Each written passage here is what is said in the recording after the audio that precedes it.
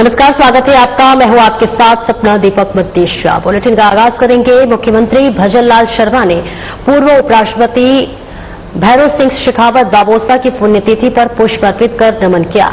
वहीं इस मौके पर मुख्यमंत्री विद्याधर नगर स्थित स्मृति स्थल पर पहुंचे और फूलमाला अर्पित कर पूर्व उपराष्ट्रपति की पुण्यतिथि के मौके पर उनको नमन किया।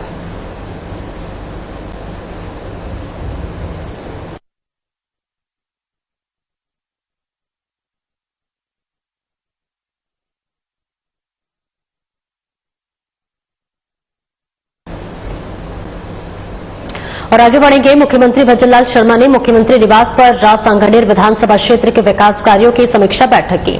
मुख्यमंत्री भजनलाल शर्मा ने कहा कि हमारी सरकार आमजन के समग्र कल्याण के लिए प्राथमिकता से कार्य कर रही है। प्रदेश के सभी 200 विधानसभा क्षेत्रों में सड़क, पानी, बिजली, स्वास्थ्य और आधारभूत सुविधाएं उपलब्ध कराते हुए हम समृद्ध और उत्कृष्ट राजस्थान की ओर तेजी से बढ़ रहे हैं। मुख्यमंत्री ने अधिकारियों को स्पष्ट रूप से निर्देश दिया है कि जन कल्याण से जुड़े कार्यों को सर्वोच्च वरीयता देते हुए का समयबद्ध क्रियान्वयन सुनिश्चित करें। शर्मा बुधवार को मुख्यमंत्री निवास पर आयोजित सांगानेर विधानसभा क्षेत्र के विकास कार्यों की समीक्षा बैठक की अध्यक्षता कर रहे थे। समीक्षा बैठक के दौरान ऊर्जा विभाग, पीडब्ल्यूडी, चिकित्सा एवं स्वास्थ्य, राजस्व, पीएचईडी, स्वायत्त शासन, जल संसाधन एवं नगरीय विकास विभाग से संबंधित विभिन्न विकास कार्यों की प्रगति की समीक्षा की गई।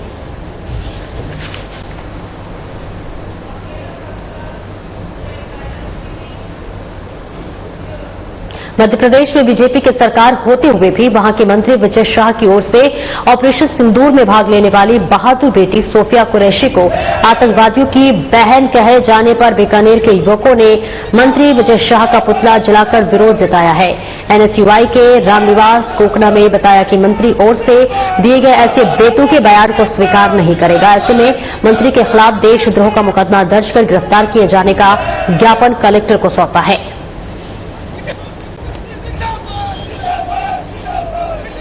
मध्य प्रदेश के अंदर भारतीय जनता पार्टी के शासित प्रदेश जिसमें बीजेपी की सरकार है, वहां बीजेपी के एक मंत्री विजय शाह द्वारा देश की हमारी वो बहादुर बेटी जिसने ऑपरेशन सिंदूर को अंजाम दिया, ऐसी बेटी को आतंकवादियों की बहन कहा जाता है, उसको देश स्वीकार नहीं करेगा। आज उसके विरोध में मंत्री का सांकेतिक पुतला दहन किया गया। हमारी मांग है, हमने जिला कलेक्टर महोदय के मार्फत राष्ट्रपति महोदय को ज्ञापन सौंपा है और हमने मांग की है कि तत्काल प्रभाव से ऐसे मंत्री के खिलाफ देशद्रोह का मुकदमा दर्ज करके उसकी गिरफ्तारी की जाए। नहीं तो आने वाले समय में बीकानेर हजारों नौजवान सड़कों पर उतरकर सेना के सम्मान में आर पार की लड़ाई लड़ने का काम करेंगे।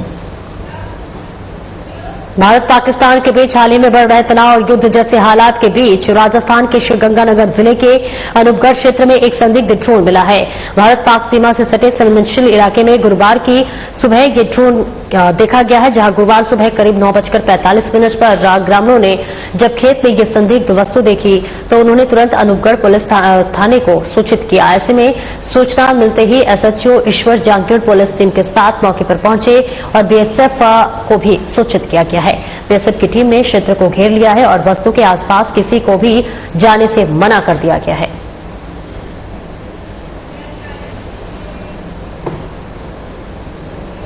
बीजेपी नेत्री नीरजा अशोक शर्मा बुधवार को राजाखेड़ा क्षेत्र के दौरे पर रहीं, जहां उन्होंने क्षेत्र के उप जिला चिकित्सालय पहुंचकर अस्पताल की व्यवस्थाओं का जायजा लिया और इस बीच शर्मा ने निरीक्षण के दौरान अस्पताल में जनरल वार्ड, महिला वार्ड, दवा वितरण खिड़की, पर्चा खिड़की, ब्लड बैंक, इमरजेंसी वार्ड सहित अन्य स्थानों का जायजा लेते हुए चिकित्सकों एवं कर्मचारियों से अस्पताल के हालात एवं व्यवस्थाओं की जानकारी ली। उन्होंने अस्पताल परिसर में सफाई व्यवस्था से असंतुष्टि जताते हुए पीएमओ को मानकों के अनुरूप स्वच्छता बनाए रखने के लिए कहा। शर्मा ने इस दौरान विभिन्न वार्डों में भर्ती मरीजों से मिलकर उनसे भी हालचाल लिया।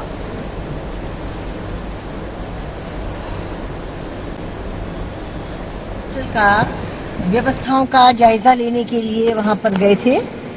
जैसा कि हमारे माननीय मुख्यमंत्री भजनलाल शर्मा जी हमारे आम जनता के लिए सुविधाएं देने के लिए बहुत ज्यादा प्रयासरत हैं। वो चाहते हैं कि मरीजों को आम जन मरीजों को अच्छी से अच्छी सुविधाएं मिले और उसके लिए हमारी जो सोनोग्राफी की मशीन है वो भी जल्द से जल्द ही शुरू होने वाली है, शुरू हो जाएगी बहुत जल्द। आप लोगों को ये सुविधाएं मिल जाएगी। हमारे माननीय मुख्यमंत्री जी ये चाहते हैं कि आम जनता को जैसे कि प्राइवेट हॉस्पिटल्स में सुविधाएं होती हैं, उससे भी बेहतर सुविधाएं उन लोगों को मिले, दवाइयां और हर चीज उनको बहुत अच्छी तरह मिले। और खबर चूरू के सरदार राज शहर से है, जहां पर मुकनसर रा बड़ा गांव के बाशिंदे पिछले काफी दिनों से भीषण गर्मी में पेयजल संकट जैसी समस्याओं से जूझ रहे हैं। आपको बता दें कि गांव में काफी दिनों से लोगों को पीने का पानी नहीं मिल रहा है। गांव अपनी योजना से जुड़ा हुआ है, परंतु इससे पाइपलाइन से पेयजल की आपूर्ति सरदार शहर से की जाती है, जो कि नियमित नहीं है। ग्रामीण सरपंच श्रवण कुमार शर्मा ने बताया कि गांव में भीषण गर्मी के दिनों में भी नाम मात्र की पेयजल आपूर्ति दी जाती है, और ऐसे में जो ग्रामीणों की आबादी के हिसाब से सही नहीं है। गांव में जेजेएम योजना के तहत वाटर टैंक बना हुआ है, जिसमें पेयजल सप्लाई न के बराबर ही दी जाती है, जो ग्रामीणों की जरूरत के मुताबिक सही नहीं है। अपनी योजना से हमारा गांव जुड़ा हुआ है। अब की बार नहरबंदी के कारण ही हमारे गांव के अंदर पेयजल की थोड़ी सी समस्या पैदा हो गई है। अभी 3 रोज से हमारे गांव के अंदर पानी नहीं आ रहा है। कल ही मेरी हमारे एक्शन साहब रामदेव जी पारिक से बात हुई। उन्होंने हमारे पानी के लिए पेयजल टैंकर भी भिजवाए सुबह, और पानी की टंकी में पानी आ रहा है। शाम तक पेयजल व्यवस्था सुचारू रूप से करने का मुझे आश्वासन दिया और प्रयासरत है। लेकिन पिछले के कारण से अब की बार ऐसी स्थिति बनी है, इससे पानी की पूरी समस्या संचालन के प्रबंधन में कोई कुछ होगी एक त्रुटि। लेकिन हमारा पूरा प्रयास है कि हमारे गांव के लोगों को पूरा पानी मिले, और हमारे उच्च अधिकारियों को मैंने अवगत करवाया है। वे भी अपने प्रयास कर रहे हैं कि किसी को पानी का संकट नहीं हो, और हमारे साथ है, हम कार्य करें। सर, ग्रामीणों का कहना है कि सरपंच साहब द्वारा भी पेयजल के लिए टैंकर ग्राउंड पहुंचाए जा रहे हैं, व्यवस्था की जा रही है। आपका भी काफी सराहनीय कार्य है। आपके द्वारा भी गांव में व्यवस्था की? हमारे द्वारा सुबह मैंने पानी के लिए नहीं था, हमारे टैंकर को भिजवाकर मैंने कीजिए पानी मंगवाया, और हमारे जो कुएं हैं वह खराब थे, उनकी मोटरें नई रिपेयरिंग करवाई, मोटर डलवाई, पंप डलवा दिया। जो पशुओं के लिए पूरे पानी का प्रबंध कर रखा है। हमारे जो पुराने पेयजल थे उनको रिपेयरिंग मरम्मत करवाकर उनको गर्मी की इसी हालात को देखते हुए पूरे पशुओं के लिए केला पानी सबका प्रबंध कर रखा है।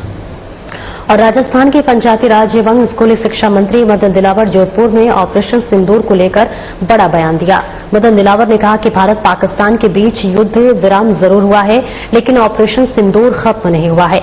जब जब पाकिस्तान की तरफ से नापाक हरकत करने की कोशिश की जाएगी, तब तब उसे उसी के भाषा में कई गुना ताकत से जवाब दिया जाएगा।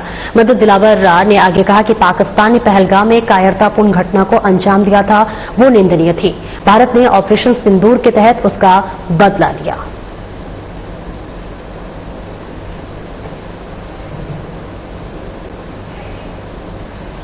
और देखिए तस्वीरें आपको दिखा रहे हैं, जहां राजस्थान के पंचायती राज एवं स्कूली शिक्षा मंत्री मदन दिलावर जोधपुर में ऑपरेशन सिंदूर को लेकर देखिए बड़ा बयान दिए हैं, जहां मदन दिलावर ने कहा है कि भारत पाकिस्तान के बीच युद्ध विराम जरूर हुआ है, लेकिन ऑपरेशन सिंदूर खत्म नहीं हुआ है। जब जब पाकिस्तान की तरफ से नापाक हरकतें करने की कोशिश की जाएगी, तब उसे उसी की भाषा में जवाब दिया जाएगा। और मदन दिलावर ने आगे कहा कि पाकिस्तान ने पहलगाम में कायरतापूर्ण घटना को अंजाम दिया था, वो निंदनीय थी, और भारत ने ऑपरेशन सिंदूर के तहत उसका बदला लिया है। और देखा आपने कि कुछ दिन पहले जब रात 8 बजे देश के प्रधानमंत्री नरेंद्र मोदी भी इस बात की कह चुके हैं कि खून और पानी एक साथ नहीं बह सकता।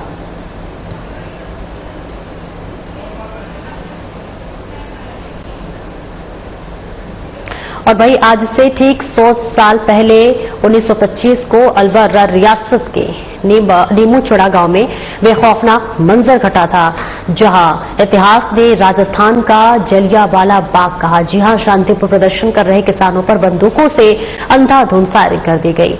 सरकारी आंकड़ों में भले ही कि घटना धुंधली हो गई हो, लेकिन गांव की दीवारों पर आज भी गोलियों के निशान मौजूद हैं। नीमूचड़ा नरसंहार के 100 साल पूरे हो चुके हैं, लेकिन इस ऐतिहासिक स्थल को आज तक राष्ट्रीय स्मारक का दर्जा नहीं मिल सका है। गांव के समाज सेवियों और ग्रामीणों ने कई बार सरकार से मांग की है कि जलियांवाला बाग की तर्ज पर यहां भी शहीद स्मारक बनाया जाए।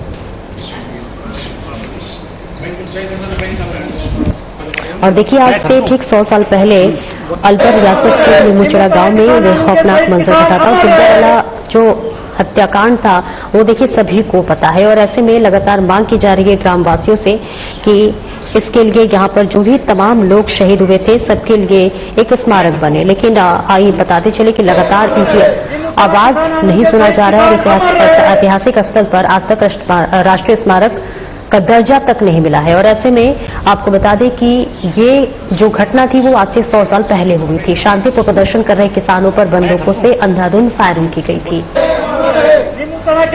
आज नीमूचना किसान आंदोलन को 100 वर्ष हो गए। उसकी उन शहीद किसानों की याद में आज एक ग्रामवासियों की तरफ से श्रद्धांजलि सभा का आयोजन किया जाएगा। उसके अलावा हम सरकार से मांग करते हैं कि जो नीमूचना किसान आंदोलन में शहीद किसान हुए उनकी याद में एक शहीद स्मारक बने। 14 मई 1925 को नीमूचना और नीमूचना के आसपास के किसान जो उस टाइम की सरकार ब्रिटिश सरकार द्वारा राजा के द्वारा जो किसानों पे कर लगाया जाता था उसके विरोध में किसान एक आम सभा का आयोजन कर रहे थे, क्योंकि उस टाइम पूरे हमारे इस आसपास के एरिया में अकाल पड़ा और किसान असमर्थ था कर देने में। पर अलवर का जो महाराजा था वो इस बात से नाराज था और उन्होंने यहाँ सेना भेज करके निहत्थे किसानों पर गोलियां चलाई, जिससे सैकड़ों किसानों की हत्या हुई। यहाँ काफी जनहानि हुई और एक जघन्य उस टाइम की घटना ये घटित हुई जिसने जलियांवाला कांड की तरह महात्मा गांधी ने उसकी संज्ञा दी। और आज तक पर उसके बावजूद भी आज इस घटना को 100 साल हो गए और देश को आजाद हुए 78 साल हो गए। एक तरफ हम विकसित भारत की बात कर रहे हैं, पर उन शहीद किसान की याद में आज तक नीमूचना में शहीद स्मारक का भी निर्माण सरकार द्वारा। और महुआ विधायक राजेंद्र मीणा ने बुधवार को महुआ विधानसभा क्षेत्र के मंडावर नगर पालिका क्षेत्र के 1 दर्जन वाटर कूलरों का शुभारंभ किया। वहीं मंडावर कस्बे में विभिन्न नवीन सड़क निर्माण कार्यों का भी फीता काटकर शिलान्यास किया। इस अवसर पर मंडावर नगर पालिका चेयरमैन सरिता नारेडा, सरपंच संघ के अध्यक्ष लल्लू राम मीणा, बीजेपी मंडल अध्यक्ष कुलदीप सिंह समेत क्षेत्रीय जन प्रतिनिधि कार्यकर्ता बंधु मौजूद रहे।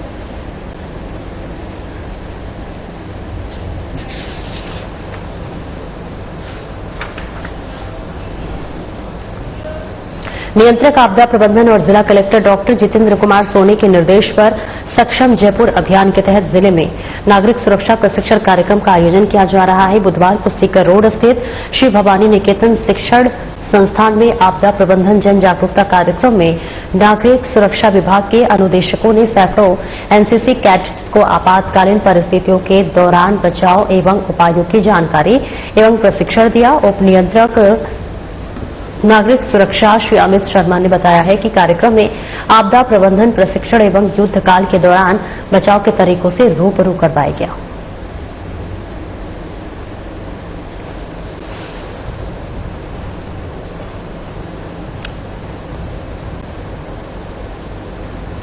और रानी अहिल्याबाई होलकर की 300वीं जयंती के उपलक्ष्य में भारतीय जनता पार्टी की ओर से पुण्य श्लोक अहिल्याबाई होलकर 300वीं जयंती अभियान चलाया जाएगा।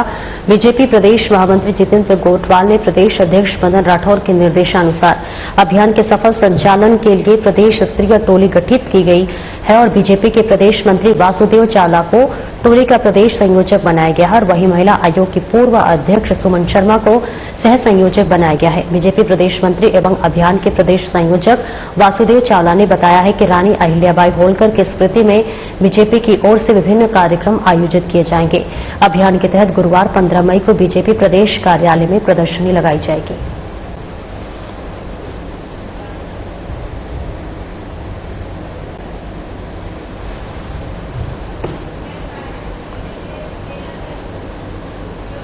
और सहकारिता विभाग एवं राजस्थान राज्य सहकारी उपभोक्ता संघ की ओर से जवाहर कला केंद्र में आयोजित किए जा रहे राष्ट्रीय सहकार मसाला मेले में इस बार श्री अन्न से बने उत्पाद खास आकर्षण का केंद्र बने। जयपुर वासियों को ये उत्पाद खास पसंद आ रहे हैं और वे उत्साह के साथ इनकी खरीदारी कर रहे हैं। मेले में कॉर्नफेड के स्टॉल के साथ ही लगभग 25 स्टॉल्स पर भी अन्न से बने उत्पाद उपलब्ध हैं। वहीं जयपुर के सिद्धार्थनगर की निवासी श्रीमती बिमला मीणा ने बताया कि उनके पति चिकित्सक और परिवार में सब स्वास्थ्य को लेकर जागरूक है, इसलिए श्री अन्न से बने उत्पादों को प्राथमिकता दी जाती है। उन्होंने कहा है कि मेले में कम दामों में शुद्ध और गुणवत्तापूर्ण उत्पाद मिल रहे हैं।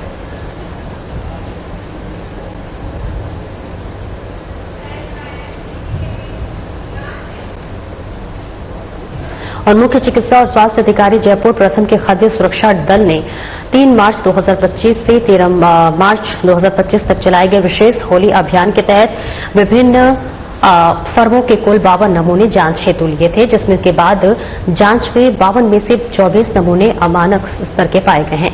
इनमें से 3 फर्मों के नमूने अनसेफ और 17 फर्मों के 21 नमूने सबस्टैंड के पाए गए हैं।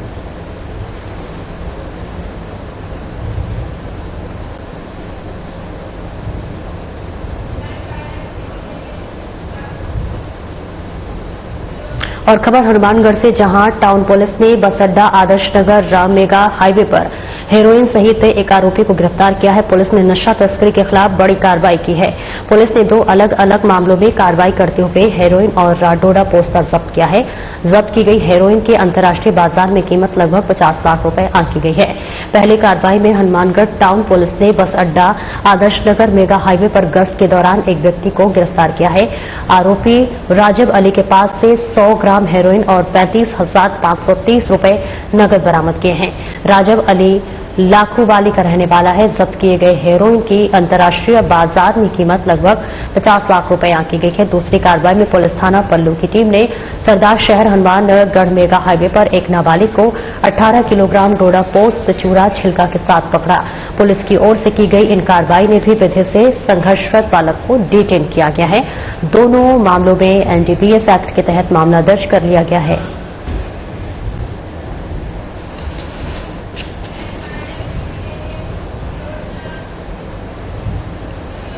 अमृत भारत योजना के तहत राजगढ़ रेलवे स्टेशन पर हुए पुनर्विकास कार्यों की समीक्षा करते हुए डीआरएम जयपुर प्रकाश पुरवार, सीपीएम पीयूष जोशी, डीसीएम जगदीश कुमार सहित रेलवे के अधिकारी बुधवार को राजगढ़ पहुंचे, जहां उन्होंने railway foot overbridge, parking, 5 station अधीक्षक कार्यालय, वेटिंग हॉल सहित पुनर्विकास हुए कार्यों का निरीक्षण किया।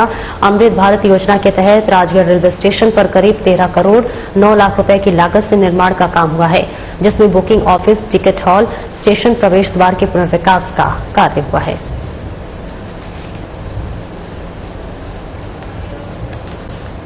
निरीक्षण करने आज मैं आया हूँ यहाँ पे, और मुझे देख के बड़ी प्रसन्नता हो रही है कि हमारे डिवीजन की टीम ने राजगढ़ स्टेशन से बहुत अच्छा कार्य किया है। आप लोगों ने देखा होगा कि जो सर्कुलेटिंग एरिया है पोर्च है जो स्टेशन का, बहुत ही अट्रैक्टिव, बहुत ही अच्छा लग रहा है। मतलब आई कैचिंग है, इतने छोटे से स्टेशन पर इतनी अच्छी यात्री सुविधाओं का हमने विकास किया है। और वेटिंग रूम देख के तो बहुत आनंद आया। वेटिंग रूम हमने अगले 50 साल 60 साल की प्लानिंग के हिसाब से इतना ह्यूज स्पेस दिया है, और उसमें बिल्कुल एयरपोर्ट लाइक फैसिलिटीज आप लोगों ने देखी होंगी। और हम इस स्टेशन से जल्दी ही इस स्टेशन को राष्ट्र को समर्पित करने के लिए माननीय प्रधानमंत्री द्वारा जो इसका उद्घाटन होगा, वो कार्यक्रम के लिए उसी की तैयारियों के लिए समीक्षा करने आए हुए हैं। और आप लोगों को जल्दी कोई अच्छी खबर मिलेगी कि एक डेट फिक्स होने वाली है जब इस स्टेशन का जल्दी ही उद्घाटन होने वाला है।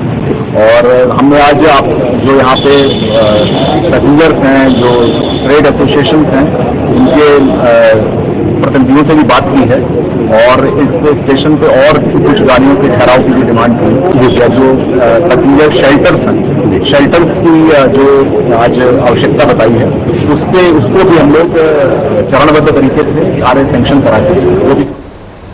और बीकानेर के बेसमेंट में पिछले दिनों हुए गैस सिलेंडर ब्लास्ट में 11 लोगों की मौत हुई थी, जिसके बाद नगर निगम प्रशासन हरकत में आया है। नगर निगम उपायुक्त यशपाल आहूजा ने कोर्ट गेट एरिया के बेसमेंट में बनी दुकानों, गोदामों का निरीक्षण किया। निगम उपायुक्त ने बताया है कि बेसमेंट की दुकानों में कई कमियां पाई गई। कहीं भी फास्ट फायर फाइटर अचीवमेंट लगे ही नहीं हैं।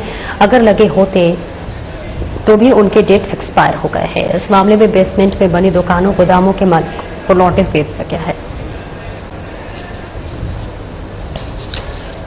पिछले दिनों बेसमेंट में जो दुकान टिकाई, उसके बाद में नगर निगम सतर्क है, और जहां भी बेसमेंट में बिजनेस एक्टिविटीज की जा रही हैं, उनके नोटिस की कार्रवाई स्टार्ट की है। जैसे भी बेसमेंट में किसी भी तरह की वाणिज्यिक गतिविधि अनुज्ञेय नहीं होती, और जहां भी बगैर फायर एनओसी लिए हुए, बिना बिल्डिंग परमिशन लिए हुए बेसमेंट का निर्माण किया है और उसका कमर्शियल यूज कर रहे हैं, वो अवैध है। इसलिए नगर निगम अधिनियम के तहत हम उनको नोटिस जारी कर रहे हैं।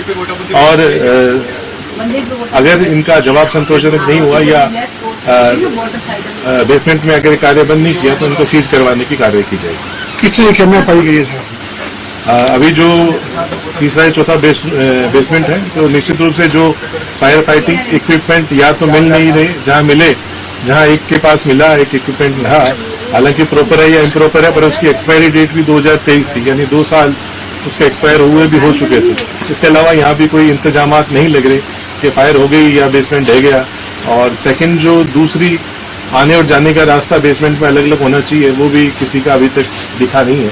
तो ये जो भी कमियां हैं, कमी पूर्ति के लिए नोटिस दिया है, या तो कमी पूर्ति कर लें, अन्यथा नगर निगम को इन्हें सीज करने पर मजबूर हम।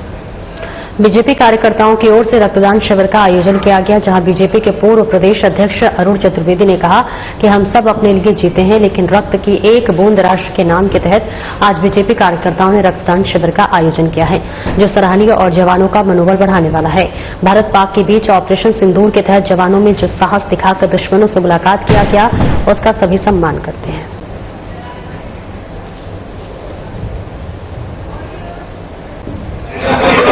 7 मई की रात और उसके बाद पाकिस्तान के जिस प्रकार की कार्रवाई की उसका करारा जवाब जिन सैनिकों ने दिया है, उन सबको अपनी तरफ से मनोबल सिद्ध करने के लिए भारत की जनता के द्वारा हौसला कार्यक्रम किए जाए।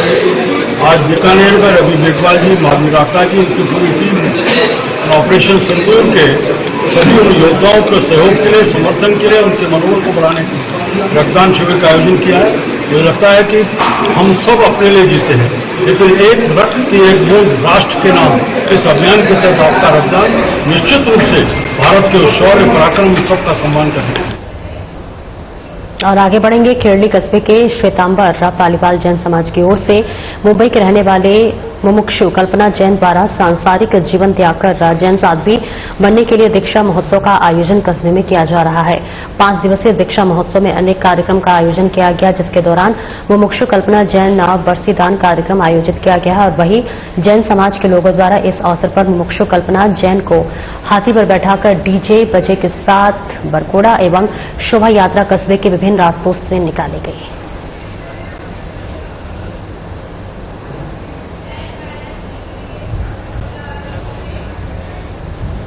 भ्रष्टाचार निरोधक ब्यूरो ने कोटा जिले के चेचट में बड़ी ही कार्रवाई को अंजाम देते हुए तहसीलदार को रिश्वत लेते हुए रंगों हाथ गिरफ्तार कर दिया। ये रिश्वत भी रजिस्ट्री करवाने के एवज में ली जा रही थी। हालांकि इस मामले में ये सामने आया है कि 8 महीने पहले भी तहसीलदार को कोटा एसीबी ने ट्रैप्स में संदिग्ध माना था। हालांकि जांच में ये बच निकला था, लेकिन एक बार फिर एसीबी ने अपना जाल बिछाया है और आरोपी तहसीलदार भरत कुमार यादव को उसके गार्ड सहित 25,000 की रिश्वत लेते हुए रंगे हाथ गिरफ्तार कर लिया है। परिवादी से एक शिकायत प्राप्त हुई थी कि परिवादी की कोई 3 बीघा भूमि जो थी उसका कॉमर्शियल में कन्वर्जन कराने के लिए उसने एप्लीकेशन लगाई हुई थी और उस कॉमर्शियल लैंड के कन्वर्जन के तहत एसडीएम ऑफिस और तहसील ऑफिस में उसने आवेदन किया हुआ था। जी, जब इस शिकायत का हमने सत्यापन कराया तो ये शिकायत हमें जो कोटा की स्पेशल यूनिट है एसीबी की, वहां प्राप्त हुई थी। उस पर पृथ्वीराज इंस्पेक्टर जो हैं उनको इसमें सत्यापन के लिए भेजा गया था। तो सत्यापन के दौरान जो तहसीलदार चेचट हैं भरत यादव, इनका रिश्वत मांगना जो है वो सत्यापन से पुष्ट हुआ और उन्होंने अपने जो होमगार्ड यहाँ लगे हुए हैं उनको रिश्वत राशि देने के बाबत कहा उसमें।